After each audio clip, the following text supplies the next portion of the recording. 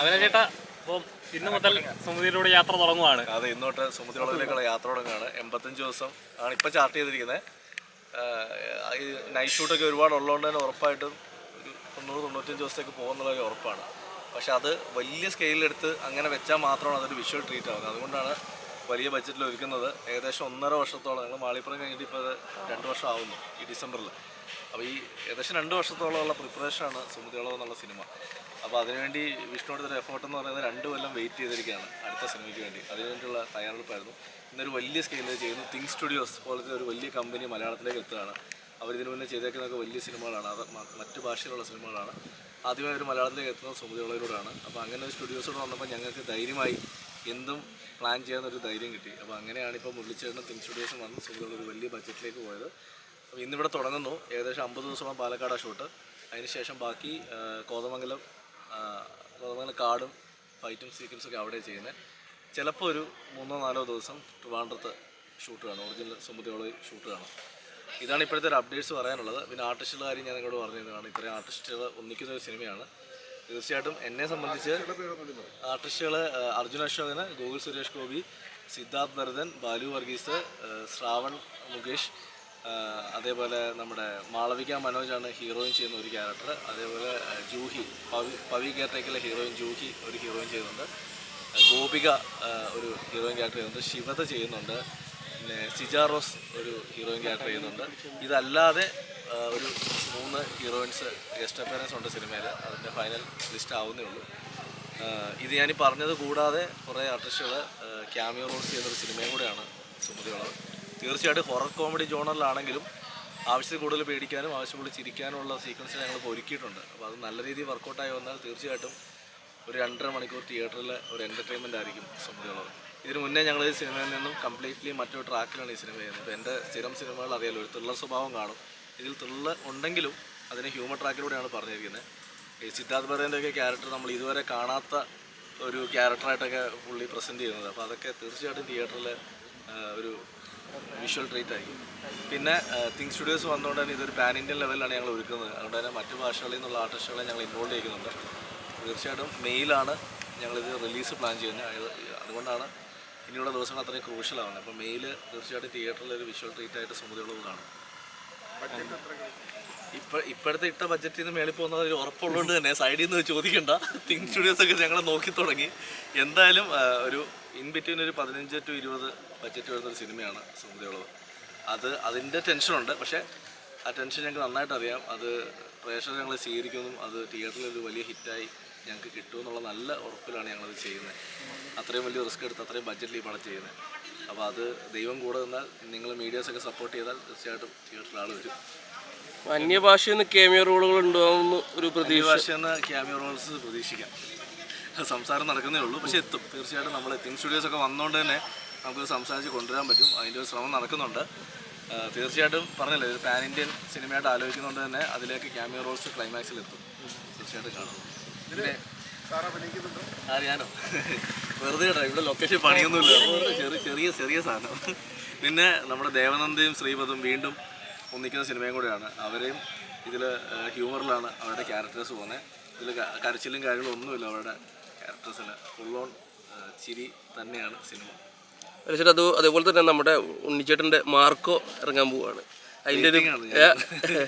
കാരണം അതിൻ്റെ ഓരോ അപ്ഡേറ്റ്സ് കാണുമ്പോഴത്തേക്ക് ഇവൻ എന്തൊക്കെയാണ് ചെയ്തു വെച്ചിരിക്കുന്നത്. വൻ സ്കെയിലാണല്ലോ. തീർച്ചയായിട്ടും ഡിസംബർ 25 അല്ലേ റിലീസ്. തീർച്ചയായിട്ടും അത് മറ്റൊരു വിഷ്വൽ ട്രീറ്റ് ആയിരിക്കും തിയേറ്ററിൽ.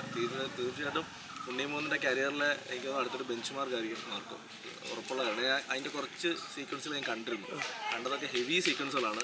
മലയാള സിനിമയ്ക്ക് ചിലപ്പോൾ സ്വപ്നം കാണാൻ പറ്റാത്ത അത്രയും ഹെവി സീക്വൻസുകൾ, ആക്ഷൻ ബ്ലോക്കുകൾ സിനിമയെ കൊണ്ട് വെച്ചിട്ടുണ്ടാണ്. ഉണ്ണി ബേസിക്കലി ആക്ഷൻ എന്ന് വെച്ചാൽ ഭ്രാന്തുള്ള ഒരുത്തരാണ്. എനിക്ക് അനുഭവം ഉള്ളതാണ്. കാരണം 3 ദിവസം ഫൈറ്റ് എന്ന് പറഞ്ഞിട്ട് 5 ദിവസം ഇടിച്ചു നൂത്താണ് മാളികപ്പുറത്തിൽ. അപ്പം മാർക്കോയിൽ ആ ഫ്രീഡം ഉണ്ണിക്ക് കിട്ടിയപ്പോൾ എനിക്ക് തോന്നുന്നു 5-6 ഫൈറ്റ് സീക്വൻസ് ഉണ്ട്. 4-5 ഫൈറ്റ് സീക്വൻസ് ഉണ്ട്. തീർച്ചയായിട്ടും തിയേറ്ററിൽ ഒരു ഇമ്പാക്റ്റ് ആയിരിക്കും ഉറപ്പായിട്ടും. ഈ മാളികപ്പുറത്തിൽ ചെയ്യുമ്പോൾ ഒരു നമ്മുടെ ശരിക്കും ഒരു അയ്യപ്പൻ അങ്ങനത്തെ ഒരു ക്യാരക്ടർ ആണല്ലോ ആൾക്കാർക്ക് ഒരു വിശ്വാസത. ഇത് ശരിക്കും തിരിച്ചും ഒരു വ്യത്യസ്തമായിട്ടുള്ള ഒരു ഓപ്പോസിറ്റ് ക്യാരക്ടർ ആണല്ലോ ഇതിനകത്ത്. അപ്പോൾ ആൾക്കാരെ എങ്ങനെയാണ് ഇത് ഉൾക്കൊള്ളാന്ന്. ആർട്ടിസ്റ്റിൻ്റെ കഴിവ് അതല്ലേ, എപ്പോഴും ക്യാരക്ടേഴ്സ് മാറി. ഇപ്പം മൂന്നിട സമുദ്രച്ച് ചെയ്ത ലാലേട്ടൻ തന്നെയല്ലേ ദേവാസുരം ചെയ്തതും ചെങ്കോലി ചെയ്തതും. അപ്പോൾ നമ്മളിതൊക്കെ അക്സെപ്റ്റ് ചെയ്തതല്ലേ. അത് ഒരു ആർട്ടിസ്റ്റ് എപ്പോഴും മാറി മാറി ചെയ്യുമ്പോഴാണ് അയാളുടെ കരിയർ വളരുന്നത്. അപ്പം ഉണ്ണി ജീവിതകാലം മുഴുവൻ 2 കുട്ടികളോട് ശബരിമലയ്ക്ക് പോകാൻ പറ്റില്ലല്ലോ. ഇടയ്ക്ക് കുറച്ച് വയലൻസ് ഒക്കെ കാണിക്കട്ടെ. അത് കഴിയുമ്പോൾ അടുത്ത സിനിമയായിട്ട് ഞങ്ങൾ വീണ്ടും വരും. അപ്പോൾ ഞാൻ നോക്കട്ടെ ഏതെങ്കിലും ഒരു ഭക്തിപടം ഇനി ഉണ്ടാവോ?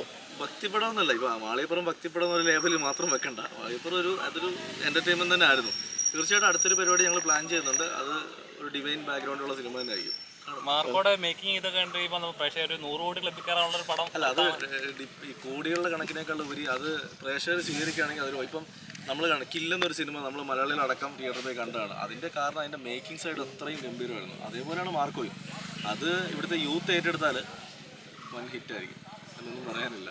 ട്രെയിലറൊക്കെ നിങ്ങളും കണ്ടില്ലേ, ഇനി എൻ്റെ വായി തന്നെ കേൾക്കണമല്ലോ. എന്താ ചേട്ടാ, രാവിലെ തന്നെ ഞങ്ങൾ ഇതിന് എന്തെങ്കിലും കിട്ടുമോ നോക്കട്ടെ. അവാർഡല്ല, അവാർഡ് കിട്ടുക എന്ന് പറയുന്ന അംഗീകാരം എന്നും അംഗീകാരം തന്നെയാണ്. പക്ഷെ അവാർഡ് കിട്ടിയില്ലെന്ന് വെച്ചുകൊണ്ട് വിഷമിച്ചത് ചിലപ്പോൾ അത് ആ ഒരു ദിവസത്തെ വിഷമമായിരിക്കും. നമ്മൾ അടുത്ത പരിപാടിയിലേക്ക് പോകും, സമയം കിടക്കുകയല്ലേ, കിട്ടുമായിരിക്കും. കിട്ടിയില്ലെങ്കിൽ സന്തോഷമുള്ളൂ, കാരണം പ്രേക്ഷകർ സ്വീകരിച്ചുള്ള സിനിമ, അതാണ് വലിയ കാര്യം. എൻ്റെ വേറെ സിനിമ തിയേറ്ററിലുണ്ട്, അതും കൂടെ പോയി ഒന്ന് കാണുന്നുണ്ട്. നല്ല അഭിപ്രായമാണല്ലോ. 3 ആഴ്ച കഴിഞ്ഞു. അതെ, ഇന്നലത്തെ എല്ലാ ഷോസും ഹൗസ്ഫുള്ളായിരുന്നു. നല്ല സന്തോഷം ഇവിടുന്ന് കേട്ടപ്പോൾ. അവിടെ ഞാൻ ഇല്ലായിരുന്നു, ബാക്കി എല്ലാവരും തിയേറ്ററിൽ പോയിട്ടുണ്ടായിരുന്നു. വലിയ സന്തോഷമുണ്ട് അത് സ്വീകരിച്ചു. പിന്നെ അതൊരു റിയൽ കേസാണ്. ഞാൻ ഇതിനു മുന്നേ മീഡിയയോട് പറഞ്ഞിട്ടുണ്ട്. എത്രത്തോളം മീഡിയ കേസിൻ്റെ വരെ പോയിട്ടുണ്ടെന്ന് എനിക്കറിയില്ല. ഇന്നും ജീവിച്ചിരിക്കുന്ന ഒരു അച്ഛനും അമ്മയും കൊച്ചിയിലുണ്ട്, പിറവത്തുണ്ട്, മിഷേൽ ഷാജിയുടെ പേരൻസ്. അപ്പോൾ ആ കുട്ടിക്ക് നീതി ലഭിക്കട്ടെ ആ സിനിമയിലൂടെ. അത്രേ ആ സിനിമയോട് എനിക്ക് പറയാനുള്ളൂ. റൈറ്റർ ഞാൻ മനസ്സിൽ കണ്ടത് അത് തന്നെയാണ്. അത് ഇപ്പോൾ കേരളം ചർച്ച ചെയ്യുന്നുണ്ട്, എല്ലാവരും ചർച്ച ചെയ്യുന്നുണ്ട്. മിഷേൽ ഷാജിക്ക് നീതി ലഭിക്കട്ടെ.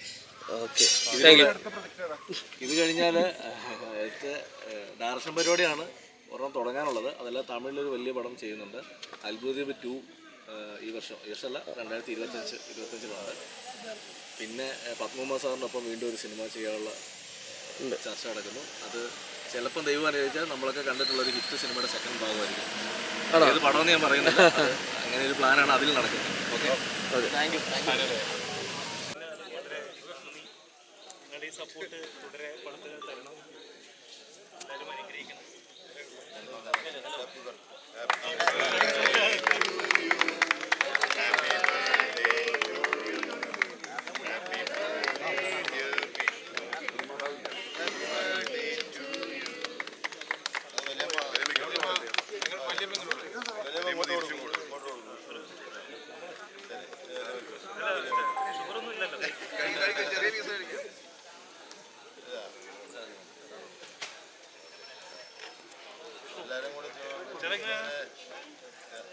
അപ്പുറത്തേല് അങ്ങോട്ടില്ല, അടുത്തേല് അടുത്തോട്ടില്ലേ